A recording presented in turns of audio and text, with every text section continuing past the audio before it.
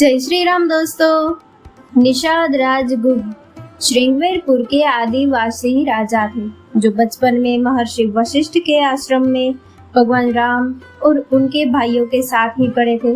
जब भगवान श्री राम वनवास पर गए थे तब रास्ते में उनकी अपने मित्र निषाद राज से भी भेंट हुई थी।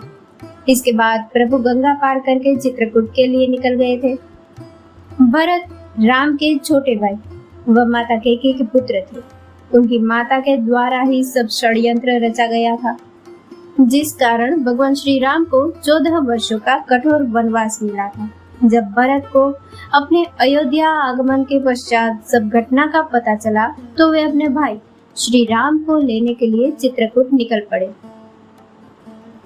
उनके साथ अयोध्या का पूरा राज परिवार, मंत्रीगण, गुरुजन व अयोध्या की प्रजा भी थी।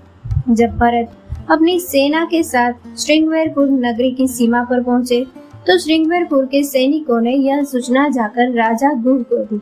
गुह ने सोचा कि जिसकी माता के कारण सब षड्यंत्र रचा गया तो उसका पुत्र भी वैसा ही होगा। वैसे भी अब भरत अयोध्या के राजा है और वह अपने साथ सेना का एक बड़ा दल लेकर आ रहा था।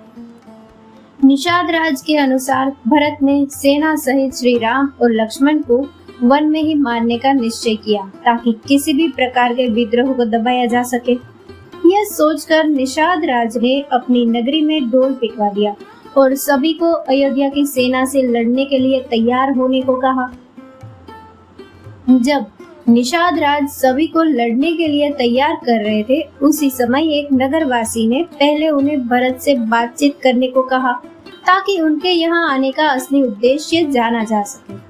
उनका यह परामर्श निषाद राज को पसंद आया और उन्होंने पहले भरत से बात करने की ठानी। इसके बाद निषाद राज ने अपने सैनिकों को झाड़ियों में छुपने को कहा और स्वयं उनसे मिलने गए। अयोध्या के मंत्री सुमंत, जो पहले भगवान श्री राम को यहाँ तक छोड़ने आए थे, वे निषाद राज को जानते थे, इसीलिए उन्होंने उनका परिचय भरत को दिया। भरत को जब यह ज्ञात हुआ कि निषाद राज भगवान श्री राम के मित्र है तो वे उनके चरणों में गिर पड़े। अयोध्या नरेश के अपने चरणों में गिरते देखकर निषाद राज की आंखें भर आई व उन्हें स्वयं पर पछतावा हुआ। उसके बाद भरत ने उन्हें अपने यहाँ आने का कारण बताया। तब निषाद राज ने ही भरत और उनकी सेना को आगे का मार्ग दिखाया और साथ ही जब श्री राम यहाँ आए थे तब कैसे अपना जीवन व्यतीत किया था और कहाँ सोए थे वह सब भी बताया।